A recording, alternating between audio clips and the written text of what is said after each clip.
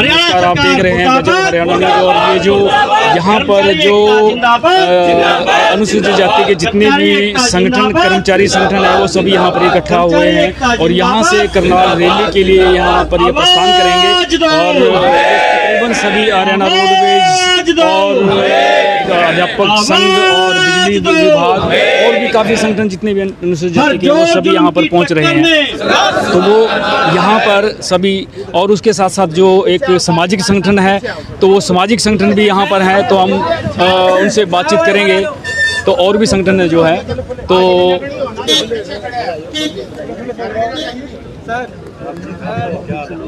हजरत एकता जिंदाबाद, हमारी एकता जिंदाबाद, कर्मचारी एकता जिंदाबाद, हमारे। तो ये 20 अगस्त है, आज शिक्षा और रोजगार बचाओ और प्रतिनिधित्व बचाओ हर सेक्टर के करनाल 12 में वहाँ पर ये कार्यक्रम उन्होंने रैली का रखा है। हरियाणा अनुसूचित जाति राज्य अध्यापक संघ हजरत कुरुक्षेत्र और पूरे हरियाणा द्वारा ये कार्यक्रम इन्होंने यहाँ पर रखा गया है। तो रैली के लिए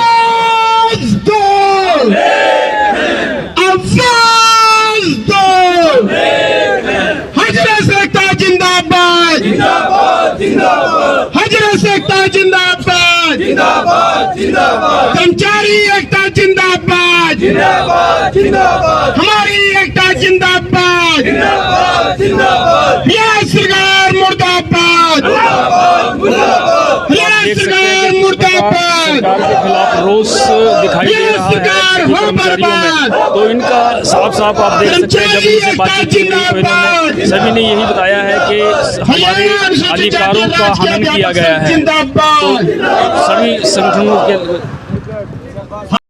हजरत एकता जिंदाबाद, जिंदाबाद, जिंदाबाद, हजरत एकता जिंदाबाद,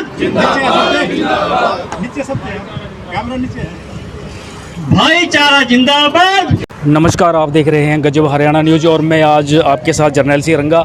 आज हम यहाँ पर जो जीटी रोड है, राष्ट्रीय राजमार्ग 44 पर यहाँ पर खड़े हैं। पिपली और कुरुक्षेत्र का जो ये यहाँ से जो मेन मुख्य करनाल की तरफ जाने वाला मुख्य मार्ग है यहाँ से ये। और यहाँ पर आज जो अनुसूचित जाति जितने भी संगठन है और ये जो कॉल की गई थी आज के कार्यक्रम के लिए रैली की, वो हरियाणा अनुसूचित जाति अध्यापक संघ के द्वारा हजरत द्वारा वो एक कॉल की गई थी। सभी संगठनों को इन्होंने से बातचीत की गई और सभी संगठनों को, जितने भी एससी अनुसूचित जाति के कर्मचारी संगठन है, सबको यहाँ पर बुलाया गया है और उनको रैली में होने के लिए, अपने हकों की मांग के लिए उन्होंने ये सारी बात रखी उनके साथ। और आज उसी के लिए ये वहाँ पर एक रैली में सभी इकट्ठा होकर के जा रहे हैं। तो आप देख रहे हो कि इन्होंने 20 अगस्त 2023 और क्या नहीं इन्होंने रखा कि शिक्षा बचाओ, रोजगार बचाओ और प्रतिनिधित्व पाओ। ये एक ऐसा जो मुकाम है उसके लिए लड़ाई लड़ रहे हैं जो हमारे समाज को कहीं ना कहीं आज तक वो आज़ादी के बाद नहीं मिल पाया। जिस तरीके से बाबा साहब डॉक्टर भीमराव अंबेडकर जी ने हमें संविधान के द्वारा वो सभी अधिकार दिए थे, लेकिन वो अधिकार हमारे आज तक वो हमें नहीं मिल पाए। इस कारण से अभी जितने भी हमारे ऐसी संगठन है वो सभी में रोष है इसके लिए, और वो अपनी बात समय समय पर उठाते रहे हैं, लेकिन उनकी बात को किसी भी सरकार ने उसको मुख्य रूप से नहीं माना गया है। तो अभी हम यहाँ पर जो हजरत के सरोहा जी, तो हम उनसे बातचीत करेंगे कि आज का क्या उनका कार्यक्रम है, क्या उनकी जो क्या किस प्रकार का उनका आज का कार्यक्रम रहेगा, कैसे कैसे वो इसको लेकर चलेंगे यहाँ से। मैं ओम प्रकाश सरोहा, हरियाणा अनुसूचित जाति राज्य के अध्यापक संघ राज्य कोषाध्यक्ष। सर, आज हम जो है यहाँ से कुरुक्षेत्र ज़िले से जो हमारी हजरत की टीम है, तो यहाँ से जो है करनाल में जो हमारी 20 अगस्त की रैली है, शिक्षा बचाओ रोजगार बचाओ प्रतिनिधित्व पाओ, जो है उसमें हम यहाँ पर जो है बड़े जोश खरोश के साथ जो है शामिल होंगे। और देखिए, पहले भी जो है आप देखते आए हैं कि हमने चाहे वो ब्लॉक लेवल की बात आती है, जिला सतर की बात आती है, और या हमारी जो है प्रतिनिधियों की बात आती है, तो हमने लगभग 200 ज्ञापन जो है इस सरकार को सौंपे हैं। और 2 बार जो है माननीय मुख्यमंत्री जी जो है वो घोषणा कर चुके हैं, रोहतक में जो है 12 जून को, और इसी तरह से 3 फरवरी 2023 को जो है नरवाना में जो है घोषणा कर दी कि हम प्रमोशन में आरक्षण देंगे। देखिए यहाँ पर जो है ये बात आती है कि प्रमोशन में आरक्षण जो है ये कर्मचारियों का मुद्दा है। मैं कहता हूँ कि कर्मचारियों का मुद्दा बिल्कुल नहीं है, बल्कि ये मुद्दा जो है आम पब्लिक से जुड़ा हुआ है। क्योंकि आप देखिए कि जब तक हमारे जो साथी हैं वो ऊपर प्रमोट नहीं होंगे तो नीचे का हमारा बैकलॉग नहीं बनेगा, और जब तक बैकलॉग नहीं बनता है तो तब तक जो है यानी हमारे नए बच्चे जो है भर्ती नहीं होते हैं। इसी तरह से जो है आप बैकलॉग की बात आती है, बैकलॉग जो है यहाँ पर हमारा हज़ारों की संख्या में, यानी आप ये देखिए 45 से 50 हज़ार जो है बैकलॉग खाली पड़ा है, और 45 से 50 हज़ार जो है अगर सरकार जो है हमारी सरकार से ही मांग है कि इसको जो है स्पेशल भर्ती अभियान के द्वारा जो है इसको भरा जाए, ताकि जो हमारे बेरोजगार युवा साथी हैं तो वो भी जो है यानी उनको रोज़गार मिल सके। इसी तरह से जो है यानी आप जैसे बात करते हैं यहाँ पर जैसे HR के यानी की बात आती है, हरियाणा कौशल रोजगार की बात आती है। हरियाणा कौशल रोजगार के हम जो है बिल्कुल विपक्ष में हैं, हम उस चाहते हैं कि उसको बंद किया जाए, क्योंकि आज तक जो सरकार है पहले जैसे गेस्ट टीचर की बात आती थी, गेस्ट टीचर के मामले भी हमने कहा था कि हमारे को 20% जो है आरक्षण दिया जाए, परंतु ऐसे ही कौशल रोजगार में जो है सरकार कर रही है तो वहाँ पर हमारा उचित प्रतिनिधित्व जो है वो नहीं मिल रहा है।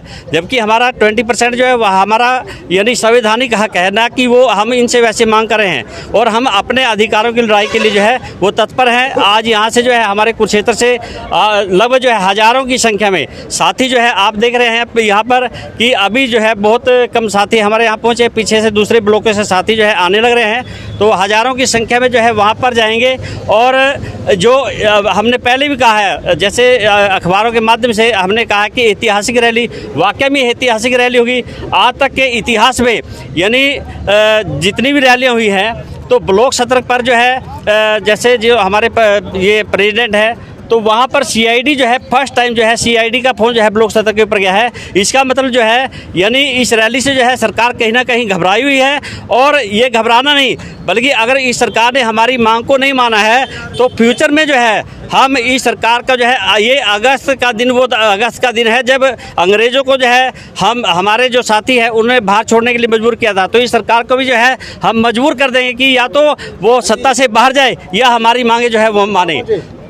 तो इसमें कितने संगठन भाग ले रहे हैं आप? सर इसमें हमारा जो है संगठन की बात आप देखें कि जितने भी हमारे ऐसे संगठन हैं, all Haryana schedule caste federation जो है उसके अंतर्गत जितने भी साथी आते हैं तो वो सभी के सभी जो है यानी इसमें भाग ले रहे हैं। तो इसमें चाहे वो रोडवेज का है, चाहे वो हमारा कृषि विभाग है, चाहे मान ले दूसरे हमारे साथी है बिजली बोर्ड के साथी है, तो वो सारे के सारे जो है मैं कह रहा हूँ कि टोटली जो SC के संगठन है वो इसमें भाग ले रहे हैं। और इसके अलावा जो है क्योंकि सामाजिक मुद्दा है और सामाजिक मुद्दे के कारण जो है हमने अब की बार जो है यानी सभी सामाजिक संगठनों को जो है बुलाया है, और इसमें सामाजिक संगठन जो है वो अपना भाग ले रहे हैं। तो इसलिए जो है हमने इसको एक सामाजिक मुद्दा जो है बनाया, क्योंकि समाज से रिलेटेड जो है ज़्यादातर मांगे इसमें हैं, तो उनको लेकर के जो है हम यहाँ पर आज रैली में जो है जा रहे हैं। तो ये थे ओम प्रकाश रोहा जी जो प्रदेश महासचिव हैं हजरस के, और अब हमारे बीच में बिजली विभाग जो है उसकी तरफ से वो हमारे बीच में नाम क्या सर? रमन कुमार। हाँ, रमन कुमार जी हैं। तो हम उनसे बातचीत करेंगे कि उनका इस मामले को लेकर के क्या कहना है जो आज ये रैली यहाँ पर रखी गई है। सर जय भीम सभी को। सबसे पहले मेरे बिजली बोर्ड की तरफ से जितने भी हमारे SC कैंडिडेट हैं सब आ रहे हैं, ठीक है, और इसमें बढ़ चढ़कर जितने भी हमारे समाज के लोग हैं सभी भाग ले रहे हैं। तो मैं सभी से अनुरोध करता हूं इस चैनल के माध्यम से कि ज़्यादा से ज़्यादा संख्या में कुरुक्षेत्र आए और करनाल पहुंचे। धन्यवाद। तो ये थे हमारे बीच में रमन कुमार जी। रमन कुमार जी क्या पद है आपका? मेरा सर मैं JE सिविल हूँ HVPN में एक्शन ऑफिस। जी जी हाँ जी। तो ये थे इन्होंने सभी को आह्वान किया है कि जितने भी SC अनुसूचित जाति के संगठन है वो सभी यहाँ पर आज रैली में भाग लें। और हमारे बीच में और हरियाणा रोडवेज से भी हाँ। तो मैडम कौन से हैं? नहीं किस हमारे बीच में एक समाज सेवी का मैडम संतोष जी हैं, उनसे बातचीत करेंगे कि उनका इस मामले के अंदर आज जैसे ये सभी इकट्ठा होकर के वहाँ पर जा रहे हैं करनाल के अंदर रैली के लिए, उसकी में क्या कहना है? मेरा ये कहना है, आज हम रैली के माध्यम से सरकार को चेतावनी देना चाह रहे हैं कि हमारी मांगे मान ली जाएं। हर जो आरक्षण का मुद्दा है, बाबा साहब का दिया हुआ है अधिकार है हमारे, वो मान लिए जाएं, वो ऐसे ही सेफ रखे जाएं। और नहीं तो अगर आज संचेत ना हुई, आज सरकार हमारी बात नहीं सुनी, आज ने हम 2 अप्रैल 18 का इतिहास दोहराएंगे। हम सिर्फ ये अपनी छोटी सी बात कहना चाहती हूँ, या तो हमारी मांग मांग ले, नहीं 2 अप्रैल 18 का इतिहास दोहराएंगे। ये इस सरकार की जिम्मेवारी होगी। धन्यवाद। ठीक, हमारे बीच में डॉक्टर BR अम्बेडकर जो भवन है उसकी तरफ से प्रोफेसर रामकरण जी वो अपनी बात रखेंगे। तो डॉक्टर साहब, सर एक आज जो कार्यक्रम के लिए आप जा रहे हो, तो क्या आप क्या देखते हो, किस तरीके से देखते हो उसको? हम इसको एक सामाजिक आंदोलन के रूप में देखते हैं कि सरकार जब जब अन्याय करेगी तो ये आंदोलन इससे भी बड़ा रूप लेगा। और सरकार से यही निवेदन है कि इन सब मांगों को बिल्कुल गंभीरता से विचार करें और केवल वायदे ना करें, इसको वास्तव में लागू करें। जब तक लागू नहीं होगा, क्योंकि सब समझदार हैं, पढ़े लिखा समाज है, जब तक उस चीज़ को लागू नहीं करेंगे तो आपके लेटर की वैल्यू क्या है? मेरे विचार से मैंने जितने लेटर पढ़े हैं आपके, केवल ये कहा गया है, सूचना मांगी गई, लेकिन आज तक कुछ भी उस पर असर नहीं हुआ। तो उस पर वास्तव में असर करोगे। ये समाज आपके साथ लगा था, आपको वोट दी थी, तभी तो समाज ने आपको बनाया था सरकार में, और फिर भी आप इनकी परवाह नहीं कर रहे हो। तो मेरी यही सरकार से निवेदन है कि सभी मांगों पर गंभीरता से विचार किया जाए। और बहुत बड़ा तबका, बहुत बड़ा समाज है ये, इनकी बातों पर विचार करके और इनको उचित प्रतिनिधित्व दिया जाए और सामाजिक तौर पर इन।